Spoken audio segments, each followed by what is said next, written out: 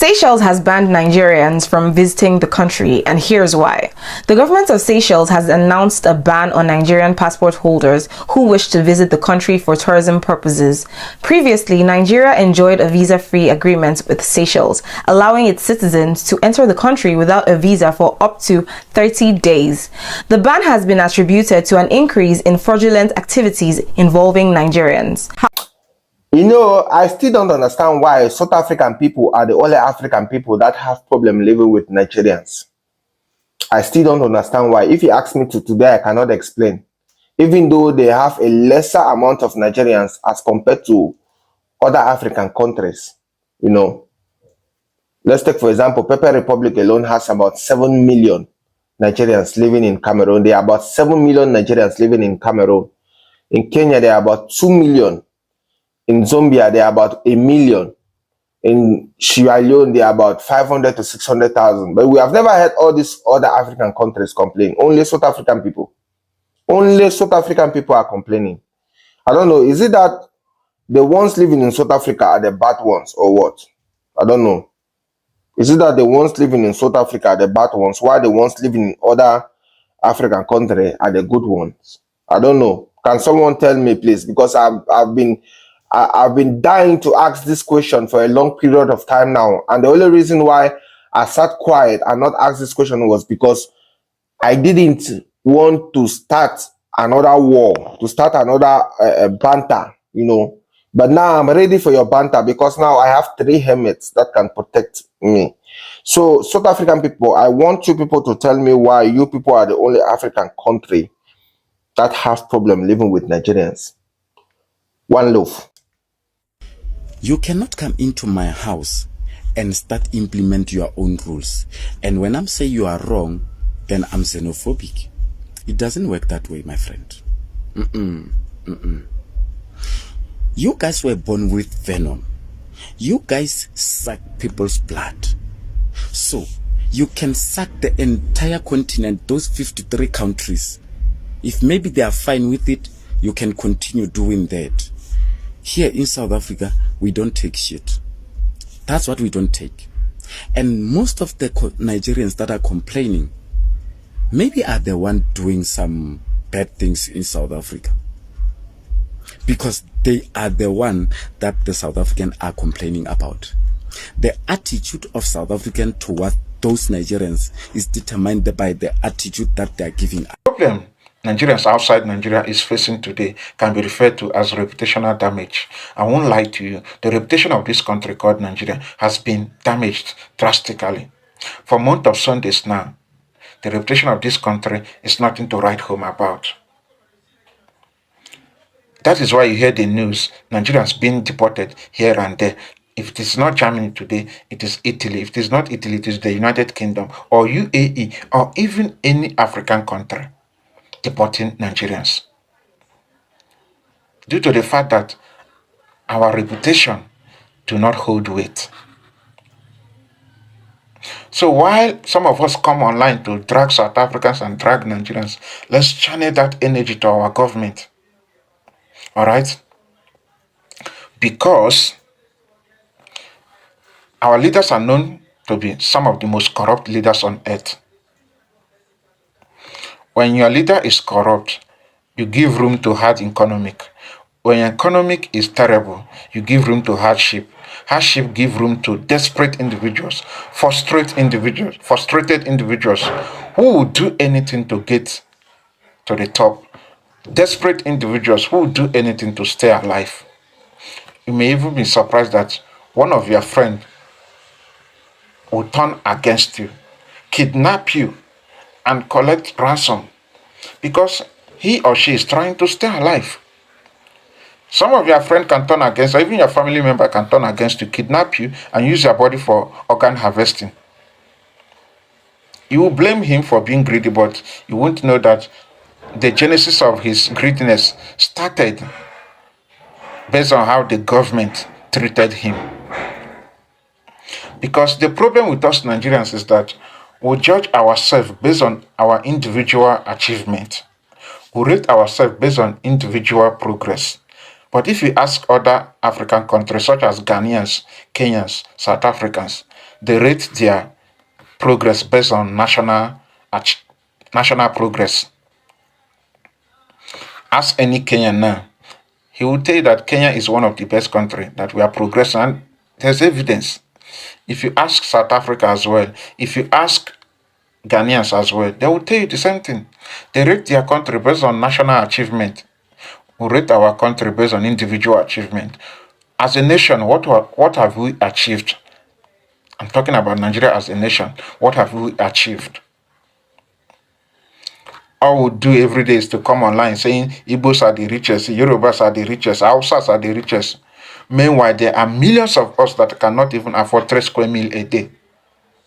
And still, we cannot hold our leaders accountable so that they will do the right thing and will stop traveling around.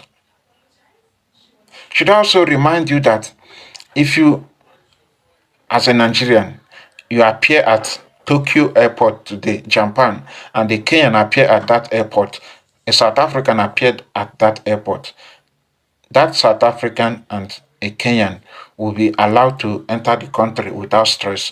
You as a Nigerian will be asked to wait for verification. From verification, they will start suspecting you. From you being a suspect, you will be forced to go into the toilet to defecate and urinate, just to know if there's any illegal substance in your body system. That is you being called a drug dealer indirectly. You are being called a criminal indirectly when you are being examined in that manner at any airport. It is not because you are too ugly or because you cannot afford to appear in that airport, but because of the passport you have. There is a stigma around that passport. And what creates that stigma? Bad government create people that create the offense that is being compounded on that passport by international observers. Hello guys, my name is Golden Boy and I'm very glad that you have watched this video concerning the Nigerian, South Africa and Zimbabwe. Now for a long period of time, you have seen that South Africans have been called xenophobic. Reason is that they are really mistreating the foreigners badly in their countries. But I believe that in this video, I've just elaborated why these people are trying to treat these people badly. And for some reason, you'll find that there are a lot of negativity concerning these foreign individuals who go and tamper with people's activities there in South Africa. For example, when you go to South Africa, there are issues of high crime rate. There are issues of ladies, women being gang raped. There are issues of drug trafficking. There are issues of children being manipulated into drugs. And this is some of the reasons why you'll find that South Africans really hate these people in their country. And I find that this doesn't mean that this video wants to divide or want to further divide Nigerians with South Africa. But also I've really come across a shocking news where Nigerians are also trying to mishandle our young ladies here in Kenya. Now, here in Kenya, you'll find that these ladies, these women are really manipulated by these Nigerians, where they are trying to give them money in favor of sex. And you'll find that one woman will be gang raped by almost close to 7 men. And these men are not even individuals. These are people from Nigeria. And also we have also heard of issues of women being suicidal, not being suicidal actually, being assaulted, where you'll find that even they go ahead and kill some of the individuals. So what is the main issue here is that the reason why these people are not wanted in their country, in these countries, is because of their bad manners in the individual countries.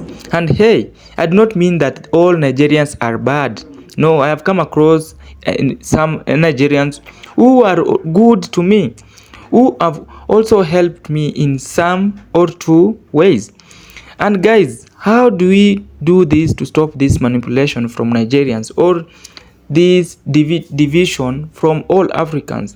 because I've always advocated for unity amongst the countries, the 53 countries, that is Africa.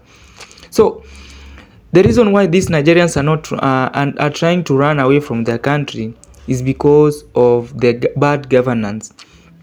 Politicians are really stealing their money, are really making money out of these citizens, and hence there are few or no in development in some parts of Nigerians. Leave alone that, there's also about tribalism, which is also making this country to be teared apart.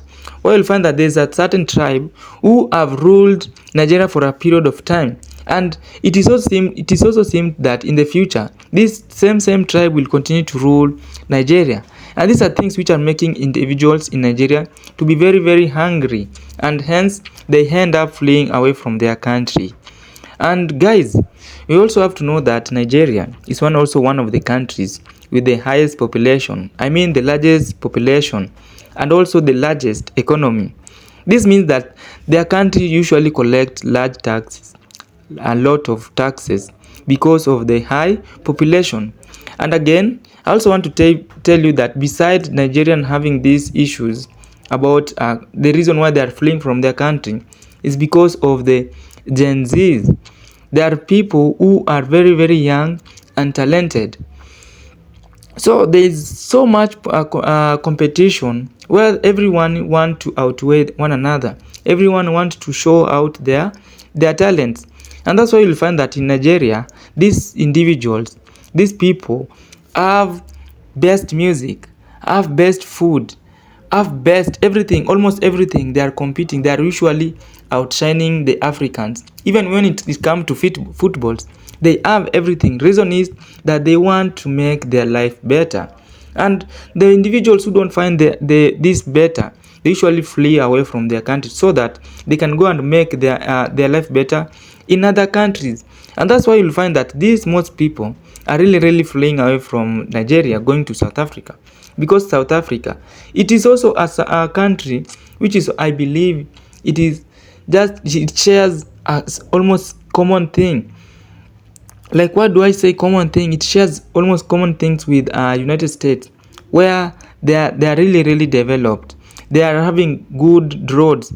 They are not very they are not in a bad state like other countries.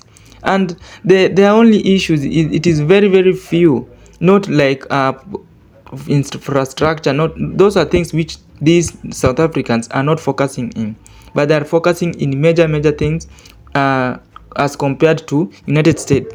And that's why you'll find that most of the Nigerians usually, and Zimbabwean, even when they go outside their country, they identify themselves as South Africans. So yes, that's how these issues are going on in Nigeria, Zimbabwe, Kenya, Congo. And guys, I don't mean to divide any country here. I only want to say that we need to be in a peaceful way. We need to start having peace amongst our own individuals, amongst our own continent, because we don't have any other continent apart from Africa. So if we start fighting against one another, which continent is going to allow us? Which continent is going to welcome us in a whole full-handed? Which there is no continent, because even the black people who are being mistreated in that country, you as individual who have come from Africa, you have come from Jamaica, you'll also be treated the same way with these fellow black Americans. And yes, there is no peaceful place other than this Africa. So guys, I didn't have much to talk about. I only wanted to comment and give you a positive feedback and why these issues is really lamenting Africa and making it to be divided. See you in another episode. My name is Golden Boy.